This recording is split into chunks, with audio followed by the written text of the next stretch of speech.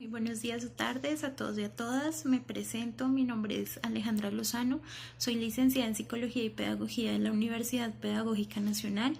Actualmente me encuentro trabajando con la Secretaría de Educación y pues también llevo años, algunos, desarrollando procesos de educación popular. Por esta razón, una compañera de ustedes, Lisa Pinto, me invitó a socializar y abordar ciertas preguntas en torno a lo que es este modelo educativo.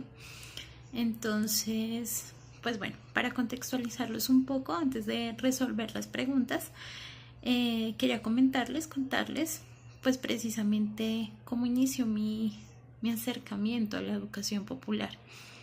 Bueno, este se dio en el año 2014, cuando se inició un proceso en las inmediaciones del humedal de la Conejera, porque querían construir, ahí hago un paréntesis, al final lo construyeron, pero pues en este entonces solo era un proyecto, unos edificios, unos apartamentos que afectarían el ecosistema. Afectarían lógicamente todo lo que era su fauna y su flora, además de traer consecuencias a largo plazo para las personas que compraran en estos edificios.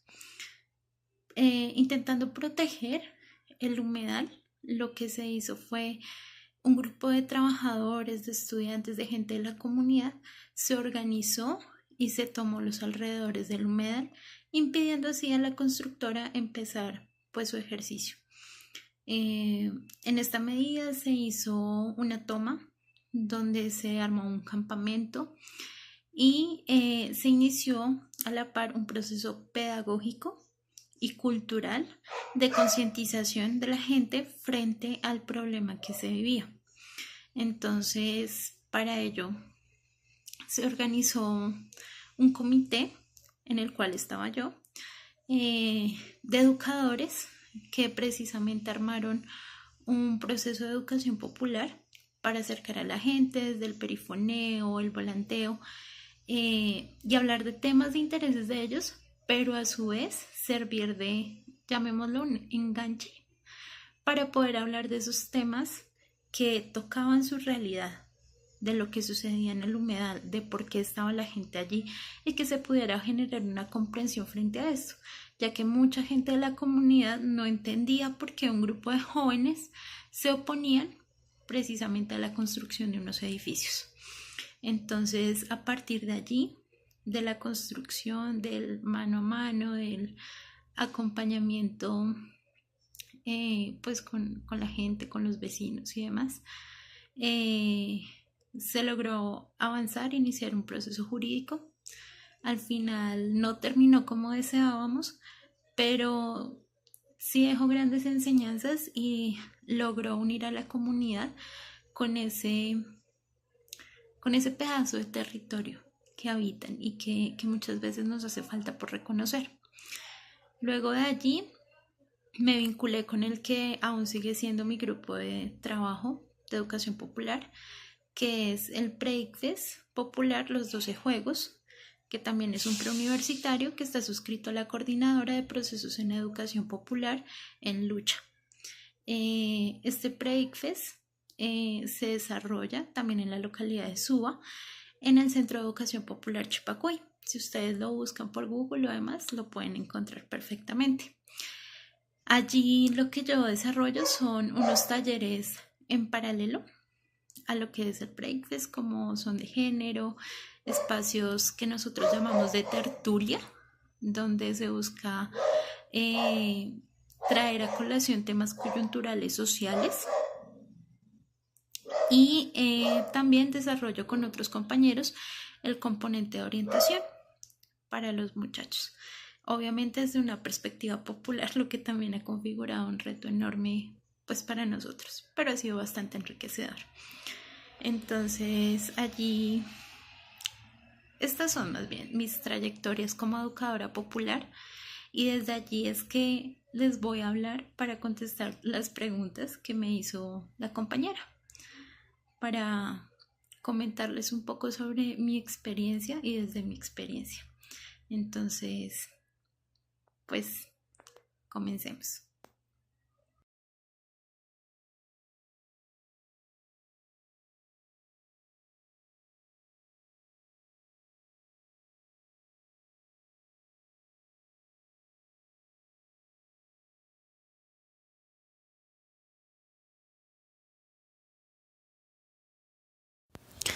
Bueno, una de las preguntas más recurrentes también es precisamente cómo se construye la educación popular.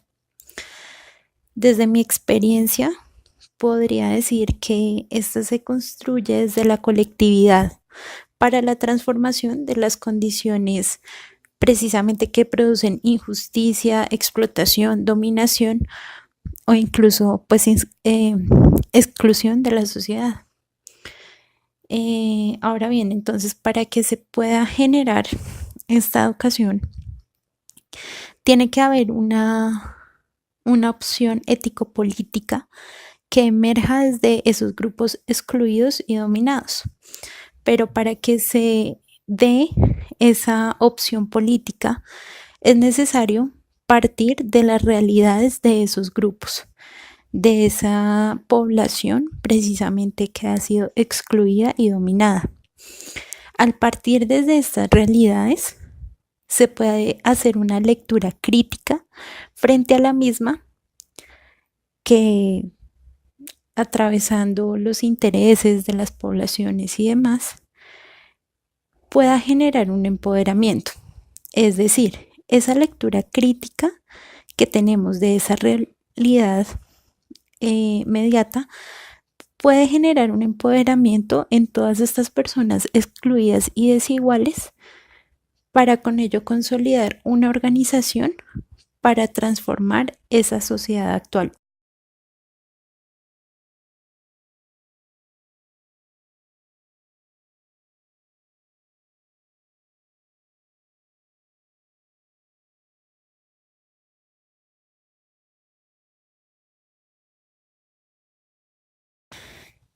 Eh, en otra medida, podemos hablar también, en efecto, de los aspectos metodológicos y teóricos que han guiado precisamente ese quehacer pedagógico. Eh, bueno, en lo que a mí concierne, claramente podría hablar de Paulo Freire, de la pedagogía liberadora, cómo es necesario cambiar esas estructuras sociales para llegar a procesos de liberación. Y pues que básicamente es el pedagogo que muchos retoman. Sin embargo, hay que tener en cuenta que Paulo Freire y lo que es la educación popular tiene aportes desde la pedagogía crítica. Girox, Peter McLaren, eh, que hacen grandes, ¿cómo decirlo?, avances, eh, que tienen puntos específicos frente a los procesos de concientización precisamente de los oprimidos para poder crear procesos democráticos sociales. Entonces, la pedagogía crítica también tiene ahí un gran valor, si bien es acogida también por los procesos de educación popular. Algo que hay que tener en cuenta es que tampoco quiere decir que toda la pedagogía crítica se dé en procesos de educación popular, ¿no? Pero tiene un gran valor y se atañe mucho con todos estos procesos.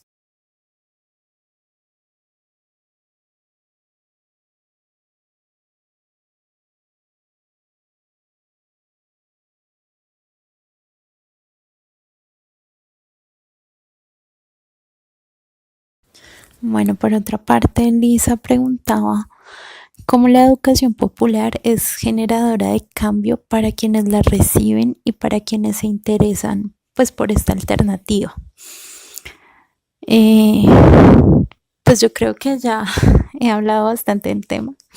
Entonces, concretamente es generadora de cambio porque permite ser consciente para generar una transformación, para apropiarse de una realidad eh, y cambiar esos medios de opresión.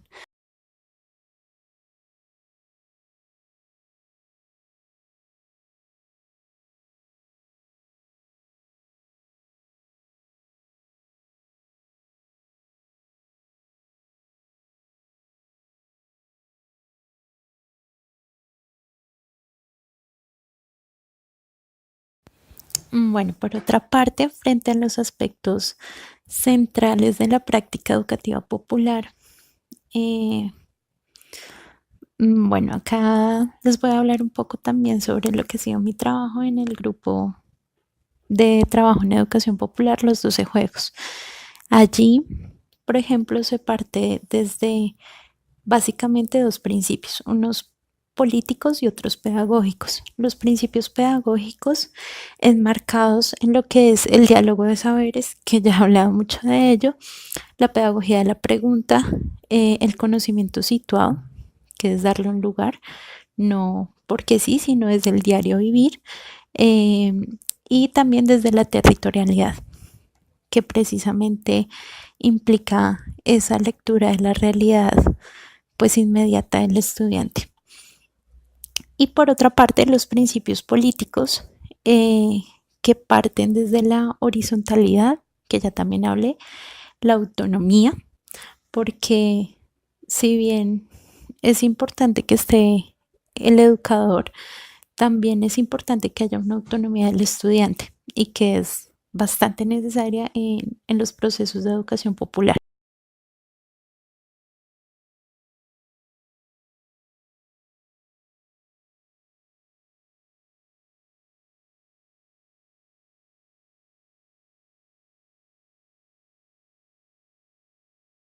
Yo creería, voy a empezar por las ventajas, que una de ellas es pues que la gente llega a estos espacios porque realmente desea ir, porque le interesan esas otras formas de aprender, esas formas de leer su contexto, de interactuar con el conocimiento.